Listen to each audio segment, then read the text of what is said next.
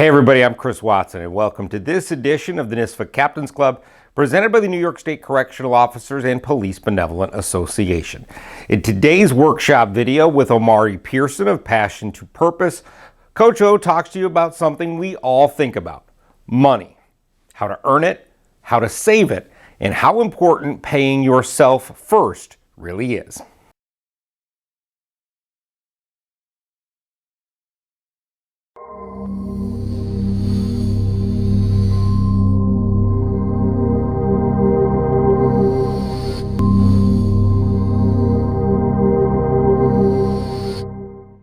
Good morning, everybody. My name is Omari Pearson, and I am the founder and president of Passion to Purpose, LLC, and Passion to Purpose, Incorporated. Today, we're going to talk about money, man. By a show of hands, who wants to be a millionaire when you grow up? Raise your hand. I know people right now in your rooms, in your bedroom, in your living room. Heck, even your parents probably heard they raised their hands up, right, too. But I have a better question for you. What is your plan? Because if you tell me you want to be something and you haven't really thought through the process of what it will take to get there, it's not a dream anymore, it's a fantasy. When we talk about financial education, it's more than just checking accounts, savings accounts. It's about learning how to create muscle memory. Like right now, what is the muscle memory in which you've created? Are you a spender? Are you a saver? Are you a beggar? I had to call it out, like real talk. Are you always begging and asking your friends for money? Are you the person that when you get a $10, you put a dollar aside? Are you the person, instead of buying the Jordans, you rather buy Nike stock? What type of person are you? And there's no judgment. Guess what? When I was a high school student, I was a spender. Heck, even when I was a college student, I was a spender. I'm not going to sit here and fake like I'm the best saver ever, but what I've created now is a habit. I pay myself first in all that I do. Just the same way I would give my charitable contributions before I take on my own income, my 10% goes out first. But with that being said, that other 10% goes into my savings account, regardless. So I have to live off now of 80% of what I earn. Why? Because it's a principle. If I can save 10% of everything I touch, now where does that put me in the position when I get older?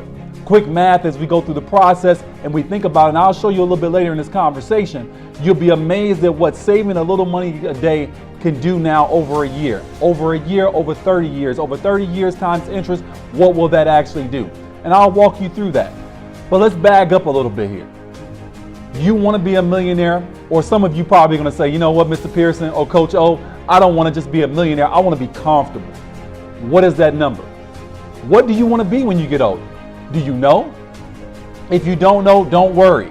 Find career assessments, free, capital, free career assessments. Find your guidance counselor when school gets back. And if you're in person right now, great. If you're doing hybrid, great. If you're all virtual, reach out to your guidance counselor and ask him or her if there's a possibility to do an assessment test. And if there is a possibility to do an assessment test, make sure that you take it. The assessment test won't tell you exactly what you're going to be, but it'll give you some ideas. Talk to your parents and your guardians and your friends and ask them, hey, what do I do really, really well? What would you recommend? What do you see me as in the future? You'd be amazed at how much you learn. And at the end of the day, you're not trying to have them tell you what to do. You're wanting them to point you in a direction so you can begin walking out what you say.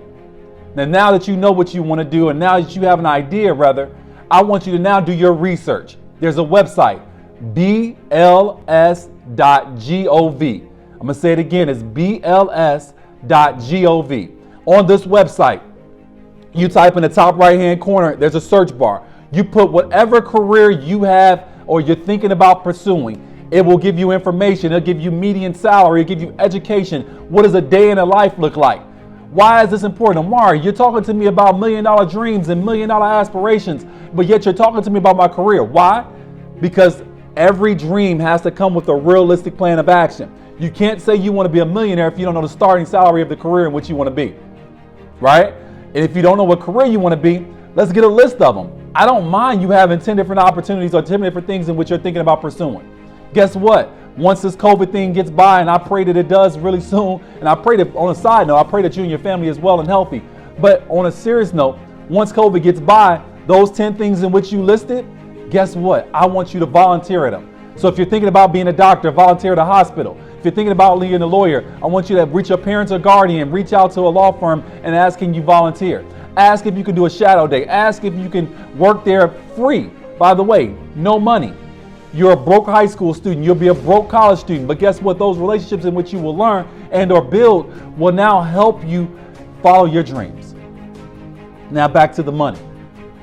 Now that you know your starting salary, let's say hypothetically you and your career that you desire, your starting salary is $45,000. That's your starting salary.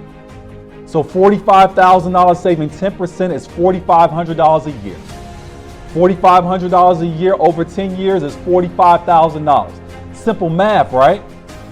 Guess what? The average person now works 30 years. So now you take that piece right there, that's 45,000 rather. I don't want to mess it up now. I don't want to decrease your money. But 45,000 over 10, 45 now becomes 90. Take that 90 and add another 40, that becomes $135,000. That's without interest. Guess what? Over a 30-year period, you're going to get extra education. You're going to get extra certifications. You're going to move from entry level to advanced, possibly even C-suite, and or guess what? You may even start your own business. Your salary has now increased over this piece. Over the first 5 years, your salary increased. Over the first 10 years, your salary increased. Over the first 15, now your salary is at a place where you're making over $60,000 to $70,000 a year. Guess what? You and your significant other, your spouse, I'm gonna say spouse, husband or wife, or whatever it may be, you and your significant other now have literally taking $70,000 each, because birds of a feather flock together. That's $140,000 that you're bringing in as a family. $140,000 as a family is literally you bringing in, if you save up 10%, $14,000 you're just saving. Now let's back to the muscle memory that Mr. Pearson and Coach O was telling me about earlier. See, all of us right now, we work out, right? Student athletes, I know you're working out. If you're not working out right now, you're missing this opportunity to get better. You get up in the mornings, you go do your extra push-ups, your sit-ups, your running, whatever it means, body squats, whatever you're doing, got the weights down in the basement, whatever you're doing. But you're doing it because you want to have your body in the best shape possible, right? Now, why aren't you doing the same thing with your money? When was the last time you read a book on money? When was the last time you actually looked at a YouTube video about money management principles? When was the last time you began saying, you know what, I'm going to create a when was the last time you said, I'm going to create a simple budget, right? A budget, simple. Money in, money out, the bottom of it, money saved. Say it again. Money in, money out, at the bottom, money saved. So I touch $100, my savings immediately, $10 goes to my savings. That means I have $90 left, and my bills now I spent off that $90. I can't have bills that supersede the amount in which I bring in, because that's now debt. We talk about credit, right? Credit is like the same thing as saying I got a good name. Managing your credit is extremely important. And by the way, every last one of you all, as you matriculate through high school, these muscle memory trips in which you're doing and building your financial muscle memory, you're now putting yourself in position that when you're 18 or when you buy your first car or when you get your first secured credit card. And by the way, a secured credit card is nothing more than you putting up collateral for the debt in which you're going to accrue, right? An unsecured credit card is where you're now purchasing before you've actually paid. So it's not secured by anything, but they're giving you a good faith loan, meaning that I expect my money back at an interest rate in which you agreed upon and you signed up. So slide that to the side, back to my budget. So I'm trying to give you all this information literally in 15 minutes. I want you to begin thinking about where would I be at financially? And the next year, I want to save how much money? Think about how much money you touch. Think about those Jordans you bought. Think about the amount of time you spent getting your hair done or your nails done or shopping or traveling or buying books or whatever it is, whatever your fun way or your thing in which you have the most fun with and how you spend your money, whatever that is, write that out on paper. I want you over the next week to track how much money you spent. Create that budget. Money in, money out, money saved. Matter of fact, not just 1 week, because once we say we're going to start saving, then you change your habits for a week. They say it takes 21 days to create a habit, right? Positive or negative. So think about this piece. Over the next 21 days, not just a week, like I said, but 21 days, I want you to now do money in, money out. So every time you go to Chipotle, Cava, whatever your McDonald's, whatever you're eating, put it there. Every time you touch $1, 10 cents. You find a nickel on a quarter on the ground, pick it up, that's 5 cents in what you made. I want you to put something in your savings account. and then watch what that does for you. Now, back to the last piece that I was talking about, saving a little money now, so now you can see a lot of fruit later. I have a quote on my wall in my office that say, I live slim now so I can live fat later. Translation, I sacrifice on the front end of my life so that I can enjoy on the back end of my life. You're like, Mr. Pearson, I hear what you're saying, Coach O. I hear all of that. That sounds great. But you're telling me I got to wait 30 years to be at where my financial goals are? Everything is a process. Everything is a process. Don't rush it. Enjoy life. Why? Because I'm telling you, and like I got to tell everybody else, if you don't begin enjoying every moment, if COVID hasn't taught you anything, it should have taught you the value of time and the value of enjoying every moment that you have here. Enjoy life, but at the same time, plan not only for yourself, but plan for your next generation. And you're like, hey, I'm not thinking about a family. I get it. But it's a lot easier to click into budgeting habits when you've already been doing it than it is to now undo bad habits in which you created in high school that carried with you to college and trade school or the military that now carry with you in your adult life, because the responsibilities only increase. You go from being able to buy food, shoes, and clothes to now you have car notes, you have apartments or houses, you have different assets and different things in which you have to pay for.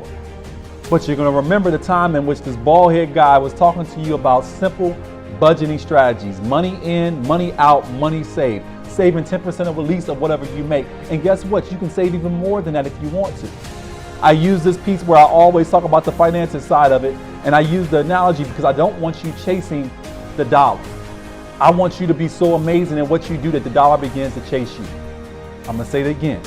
I don't want you financially chasing the dollar because of this conversation. I want you to be so amazing at what you do that dollars begin to chase you. You climb the corporate ladder because you picked the career that you love to do, not based upon what people said or based upon the dollar value, but because of what you feel in your heart and you're passionate about. If you're passionate about it, guess what? You will outwork your peers. Outworking your peers will have you climbing the corporate ladder. Climbing the corporate ladder will put you in a position where you now are being successful. Being successful now typically is resulting in a higher income. It's a simple process. The same way you've gotten better as a student athlete, I want you to begin building muscle so that by the time you're 30 years old or 25 or even 40 years old, you're financially in a position to be stable. And you're also in a position that you have choice. I'm going to say it again. I want you to be in a position where you have choice. See, because money is neither good nor bad. It simply takes on the personality of who you really are. So if you're a butthole and I give you $1 million, you become a bigger butthole. But if you're nice and I give you $1 million, you become nicer. It doesn't change you, it magnifies you. You don't believe me, I can tell. Imagine this right now for every one of you all who work, and if those who don't work, imagine having a job and you need that paycheck, but you got a boss that's just riding you. I mean, he's annoying, she's annoying. You're like, yo, I just can't, right? But with that being said, you can't say anything. You can't leave that job. Why? Because you need that check. Your responsibilities require you bringing in a certain income, so therefore you can't do it. Now let's fast forward. You created muscle memory and financial literacy and financial empowerment and budgeting principles while you were in high school. Now you matriculated through high school, graduated college, you worked your butt off academically in college, so now you're in the corporate America. You have already saved over $5,000 starting your career. Going into your career, you're saving 10% of your income. 5 years into your career, you have a managerial shift, and now there's a new person overseeing you in your department. And it's just not clicking. You all just don't mesh very well. But instead of having to deal with that, you now have an opportunity and a choice to make. Because financially, you know you can support yourself for the next 12 months. That's the choices I'm talking about. I would tell everybody there's no such thing as more money, more problems. It's really not having enough money creates more problems than having more money, more problems. Having more money just means I have to learn how to say no to people. I'd rather be able to say no than have to go ask others for help. And don't get me wrong, we all need help. Heck, I've needed it as well. But I get more joy and satisfaction in knowing that I can support my own. And even more importantly, when my kids come to me and they ask me, Dad, can you do this for me? Dad, I would like to do this. Dad, I want to go to this camp. I can afford it because I budgeted and I've sacrificed on the front end so that they are now reaping the rewards on the back end. That's all financial education. Quick math though. The average income in the United States of America is between $32,000 and $35,000 roughly. So I'm gonna give you $35,000. Let's say hypothetically you meet your boo in college and birds of a feather flock together like I said before. That's $70,000 a year, but you remember the bald head guy having a session with you during this COVID situation. And you remember him saying that, hey, you know what? You should always pay yourself first. Pay yourself first. Sacrifice on the front end so you can enjoy on the back end. You and your boo say, you know what? We're gonna sacrifice and we're gonna save $1,000 a month. $1,000 a month is $12,000 a year. The average person, as I said before, works how many years? 30 years before he or she retires. Your generation may work harder and longer. Why? Because they may not be Social Security around. Most people aren't counting on it. So 30 years, I'm gonna give you a minimum. So that's now 12,000 times 30, that's $360,000. Now, Albert Einstein said the greatest invention known to man was compound interest. Albert Einstein's a pretty smart dude, wouldn't you say? So if he thinks that compound interest is an amazing thing, that means it probably really is. Take $12,000 and compound annually at a 5% interest rate. Guess what that $360,000 grows to? Over $837,000. By the way, you and your boo sacrificed on the front end because you were entry-level employees. You went from that $35,000 a year because you got extra education. You're both now bringing in $60,000+. Let's say $60,000 in your 30th year. That now puts you at $120,000 and you're still saving the same principal. Interesting. So yeah, you had that small one-bedroom apartment, but now you all have your house. Matter of fact, you bought your house because your state had a first-time home buyer program and you bought your first house.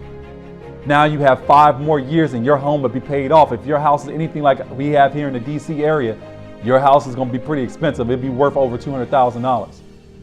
So now you have $837,000 and some change. You have an over $200,000 house that will be paid off in 5 years.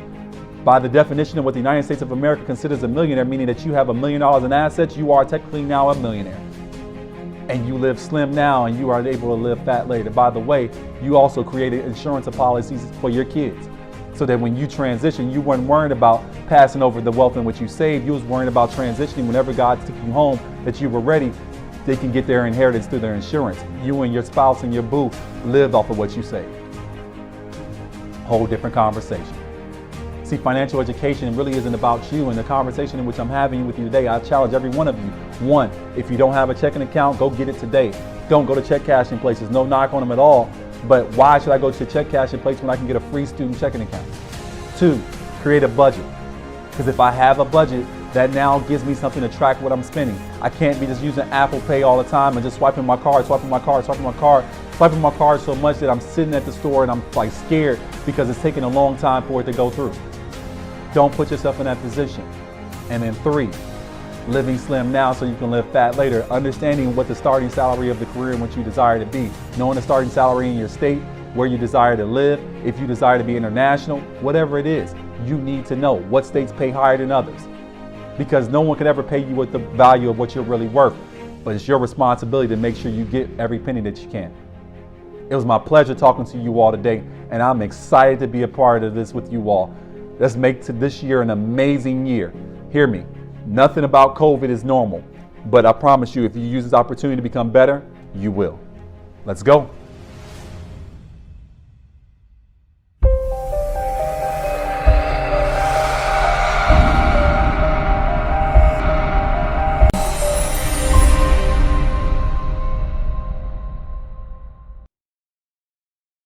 We hope that you enjoyed today's workshop video and hope you can be with us on Sunday, December 6th at 4 p.m. for a live question and answer session with Coach O. Omari will answer any questions you might have from any of the 5 previous workshop videos. Keep an eye on the NYSPHSAA social media channels for a link to join us for that question and answer session, which will be on Sunday, December 6th at 4 p.m. For this edition of the NYSPHSAA Captains Club, presented by the New York State Correctional Officers and Police Benevolent Association, I'm Chris Watson. We'll see you next time.